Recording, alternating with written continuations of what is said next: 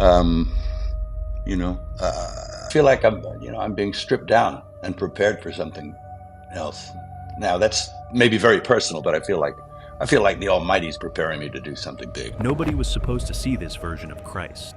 For centuries, ancient writings described Jesus as far more than the teacher who healed the sick, forgave sinners, and suffered on the cross.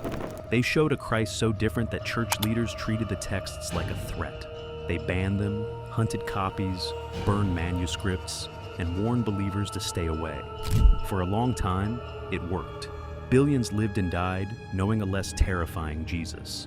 But they never found every copy. In Ethiopia, monks kept writing, copying, and keeping the older portrait alive. Now, Mel Gibson is bringing that hidden Christ to the screen, and what he shows could change how millions see Jesus forever. Mel Gibson's biggest gamble. You have to start in 2004, because without what happened then, none of what is coming next makes sense. Mel Gibson made The Passion of the Christ like a film Hollywood was afraid to touch. It was deeply religious, brutally violent, and spoken in languages most viewers could not understand without subtitles. Even the ending was already known before anyone bought a ticket. On paper, it should have been impossible to sell. But that only made the gamble bigger. Gibson directed it, co-wrote it, produced it, and helped pay for it himself. He built the story around the final 12 hours of Jesus' life, from the agony before his arrest to the crucifixion outside Jerusalem. He did not build the film around soft speeches or easy comfort. He built it around pain, the beating, the crown of thorns, the long walk to the cross, the slow collapse of a body pushed past its limit. Even the language choice made the film feel dangerous. The characters spoke Aramaic, Hebrew, and Latin. Most big movies try to remove every wall between the audience and the story. Gibson put a wall there on purpose. Viewers had to read the words while watching one of the most painful scenes in Christian history unfold. Hollywood had every reason to think this would fail. It did not fail. The Passion of the Christ opened in 2004 and became one of the biggest shocks in movie history. It cost about $30 million to make and earned more than $610 million around the world. It became a global event. People argued about it, defended it, attacked it, cried through it, walked out shaken by it, and kept buying tickets. For years, it stood as the highest-grossing R-rated film in North America. It also became known as the highest-grossing independent film ever made. The same project that many people thought was too brutal, too religious, too strange, and too risky, turned into proof that audiences would show up for a serious Jesus film if it felt raw enough to matter. But the film did something else too. It stopped before the story became even harder to show. The Passion ended at the tomb. It showed the suffering. It showed the death. It showed the price being paid in blood. But it did not enter the question that has followed Christianity from the beginning. What happened after Jesus died? That question is easy to ask and almost impossible to film. A crucifixion can be shown with bodies, soldiers, wood, nails, blood, and a crowd. It is terrible, but it belongs to the world we can see. The resurrection is different. It not only raises the question of a body coming back to life, it raises the question of where Christ was between death and the empty tomb, what happened in the unseen world, and why early Christians treated those 3 days as far more than silence.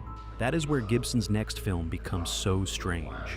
Years after The Passion, Gibson began talking about the resurrection of the Christ as something far bigger than a normal sequel. He said he had worked through more than one version of the script. One version was more direct. Another was so strange he called it an acid trip. He said the story could not be told properly unless it began with the fall of the angels.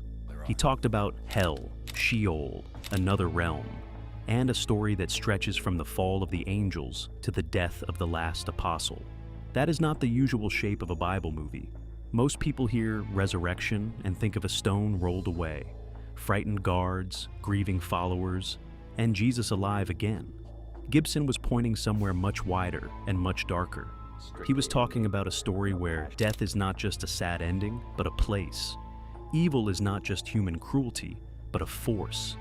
And the resurrection is not just the final scene after the cross, but the moment the unseen world breaks open. And the deeper you look into the older Christian world, the more Gibson's vision starts to make sense.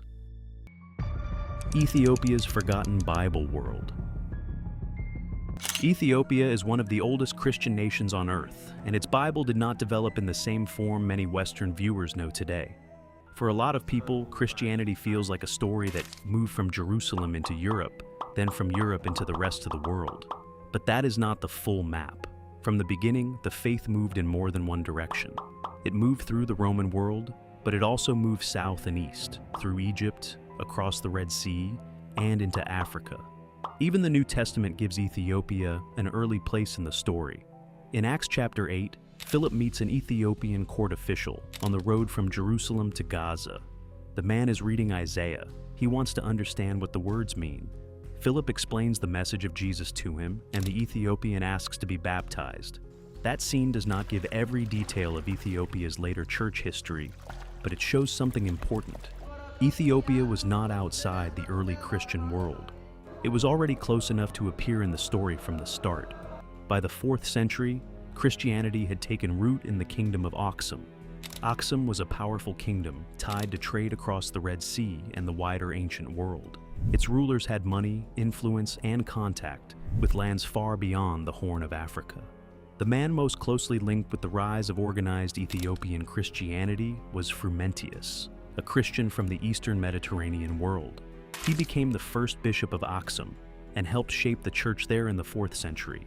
That matters because Ethiopia did not receive Christianity as a late copy of Europe's faith.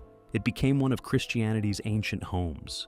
Its churches, prayers, books, art, and holy calendar grew inside its own world. Over time, Ethiopia kept a Christian memory that did not always match the shorter Bible most modern viewers have seen. The sacred language of that memory was Ge'ez. For everyday speech, people moved through many languages over time, but Ge'ez became the language of worship, scripture, and church learning.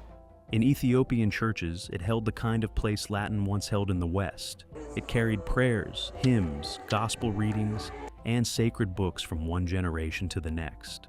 And before printing made books easy to spread, every sacred book had to survive by hand.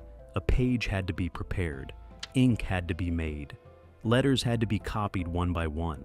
A book could be damaged by fire, war, water, insects, age, or simple neglect. So when a church keeps copying a text for hundreds of years, that is not a small thing. It means the text stayed alive because people believed it was worth the labor. This is where Ethiopia becomes so important. The Ethiopian Orthodox Tewahedo tradition is known for having one of the broadest Bible collections in Christianity. Many Western Protestants know a Bible with 66 books. Catholics know a Bible with 73 books. The Ethiopian Orthodox tradition is often described as having 81 books, though the exact lists can be complicated because different traditions count and arrange books in different ways. That wider collection includes names many viewers have never heard in church. First Enoch, Jubilees, and the Ascension of Isaiah. These are not random internet books. They are ancient writings that survived inside a real church world, in a real sacred language, through real manuscript copying. That is what makes the Ethiopian tradition so powerful for this story. It gives us a doorway into a wider Christian library, not a secret fantasy, not a modern invention, a different stream of Christian memory that kept books many Western believers never met. And once that door opens, the first book that changes the whole mood is Enoch, because it does not present heaven as soft, quiet, or harmless.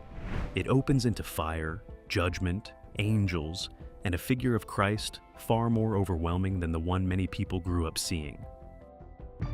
Enoch's scary version of Jesus. The world inside the book of Enoch is dark, violent, and full of fear. Angels rebel, human beings are corrupted, the earth fills with blood. Secrets that were never meant for mankind fall into the wrong hands. Heaven is not shown as a quiet place with soft clouds. It is a court. It has witnesses, judgment, punishment, and powers so great that human words struggle to hold them. That is what makes Enoch so different from the version of Jesus many people carry in their minds. A lot of people grew up seeing Jesus as calm, gentle, patient, and easy to approach. Enoch's world does not remove that goodness, but it places it inside something far more intense. Here, heaven is not harmless. Evil is not ignored. Kings, rulers, angels, and violent men all stand under a judgment they cannot escape. The book of Enoch is tied to Enoch, the mysterious figure from Genesis, who is said to have walked with God and then vanished because God took him. Later, Jewish writers built a much larger world around that short line. They pictured Enoch as a man taken into the hidden places of heaven, shown the secrets of creation, and allowed to see how evil would be judged at the end. This was not a modern invention. Fragments of Enoch were found among the Dead Sea Scrolls near the Dead Sea, showing that parts of this tradition were being read before the time of Jesus. That changes the weight of the book. It was not some late story made up long after Christianity began. It belonged to the ancient world that shaped the language, fear, hope, and imagination around the first followers of Jesus. Then comes the detail that catches most people off guard. The New Testament letter of Jude uses a prophecy linked to Enoch.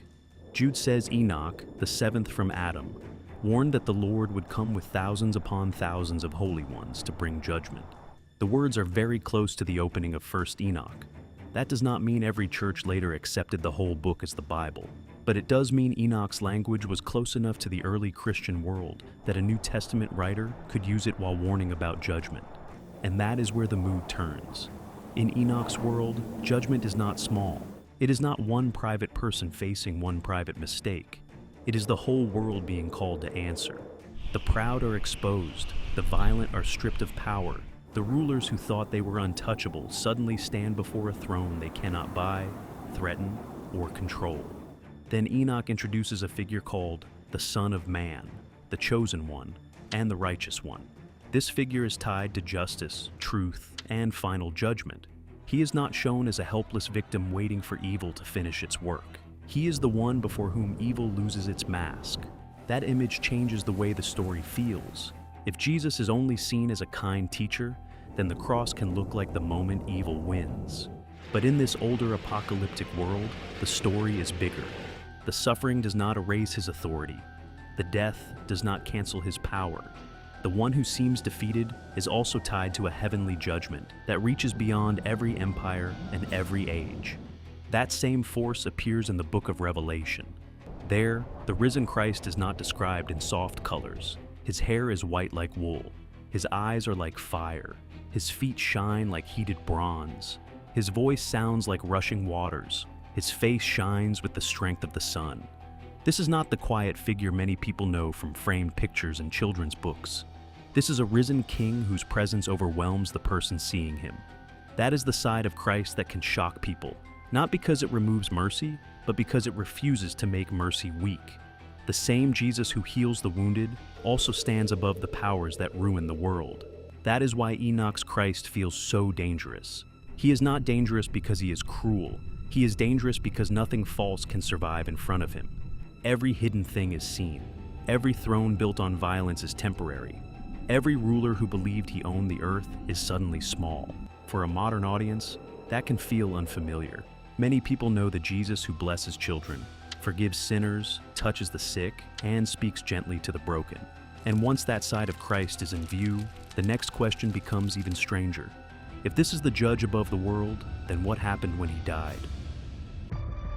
The 3 days below the world. The strangest part of the resurrection story is not the empty tomb.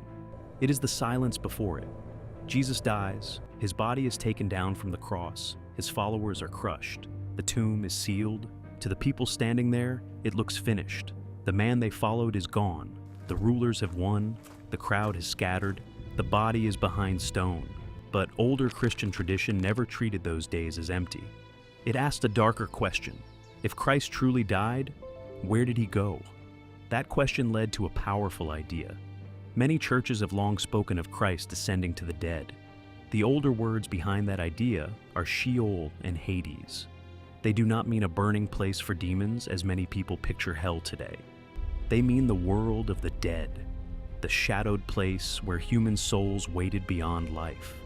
In that tradition, Jesus does not enter death like a defeated man. He enters it like someone walking into a locked prison with the key in his hand. This is the story often called the harrowing of hell. The word may sound strange now, but the idea is simple. Christ goes down into the realm of the dead and breaks its power. He does not go there to suffer forever. He goes there to free the righteous who died before him. The old world had been waiting. Adam, Eve, the prophets, the faithful dead. All the people who looked toward God before the cross ever stood on Calvary. That is why this scene became so powerful in Christian art. In many old icons, Jesus does not rise alone in a calm garden. He stands over broken gates. Under his feet are shattered locks and chains. He reaches down and pulls Adam and Eve out of death. That changes the feeling of the resurrection. It is not only Jesus returning to life, it is death losing control. The body still lies in the tomb, but the story is moving where no soldier can guard it. The stone outside the grave cannot stop what is happening below the world. The priests cannot see it. Rome cannot command it. But in this older view, the greatest battle is already happening in the place everyone feared most.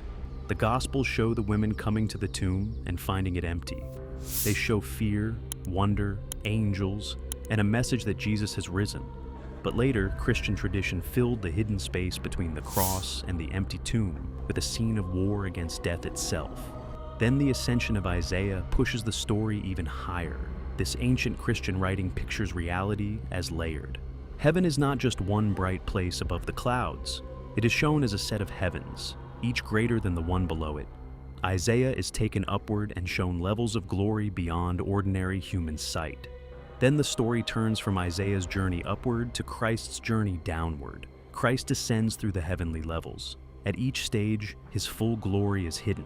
He is not weak, he is concealed. He enters the lower world without every power recognizing who he truly is. That idea is chilling because it makes the birth and death of Jesus feel like part of a hidden invasion. The highest one comes down quietly. He passes through the heavens. He enters human life as a child.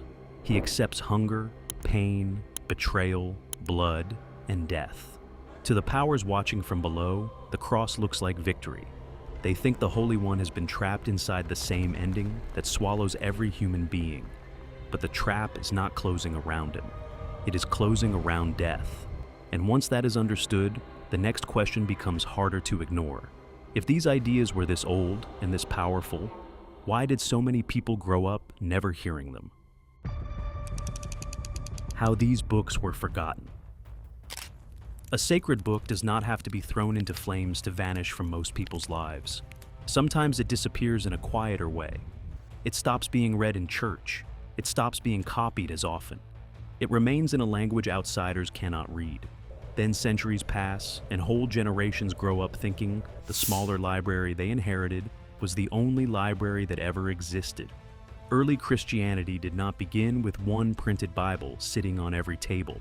The first believers read the Jewish scriptures. They shared letters from apostles and church leaders. They copied stories about Jesus. They passed texts from city to city. Some books became widely loved and used. Some were questioned. Some were read in certain places but not others. Over time, churches had to decide which books would be read as scripture. That chosen collection is called a canon. In simple terms, it is the set of books a church treats as part of the Bible. But that process was not as neat as many people imagine. Different Christian communities did not always draw the line in the same place at the same time. One of the clearest turning points came in the 4th century. In the year 367, Athanasius of Alexandria wrote an Easter letter that listed the same 27 New Testament books known to most Christians today. That list became hugely important. It did not mean every other ancient writing vanished that year. It meant the main borders of public church reading were becoming firmer. Once those borders hardened, the fate of many older writings changed. A text outside the main reading cycle could still survive, but it no longer had the same protection. It might remain respected by some. It might still be copied in certain places. But if it was not part of the normal Bible used in worship, it slowly moved away from ordinary believers. The Book of Enoch is one of the strongest examples. Then, in the 1700s, the Western world began to notice what it had been missing. A Scottish traveler named James Bruce returned from Ethiopia with Ethiopic copies of Enoch. And that work did not stop with one traveler. Modern manuscript projects have photographed, cataloged, and studied thousands of Ethiopian manuscripts. Scholars have spent years reading Ge'ez texts and making old writings easier to study, without removing them from the communities that guarded them. Page by page, they have shown that Christian history was never as narrow as many people were taught.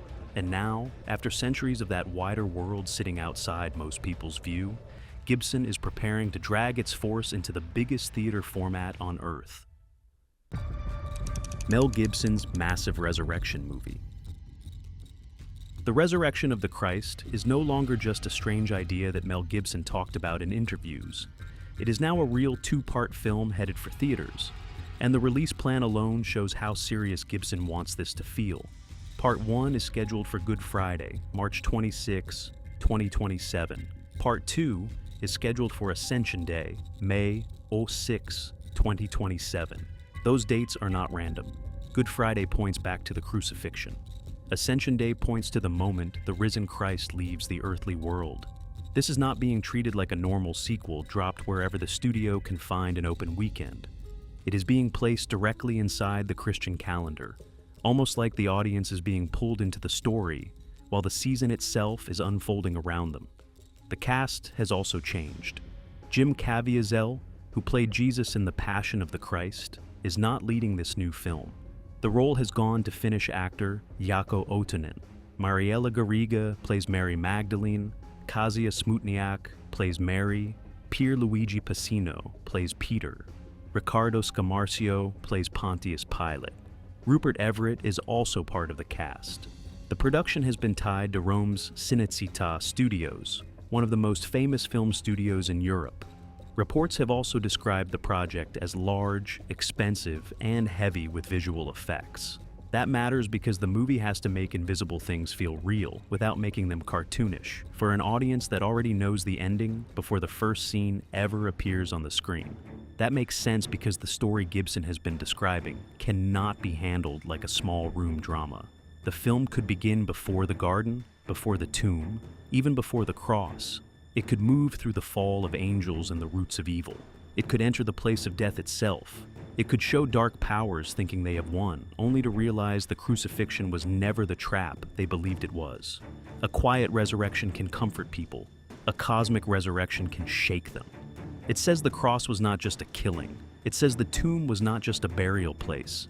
It says death itself became the battlefield, and the one who walked into it came back with authority over it.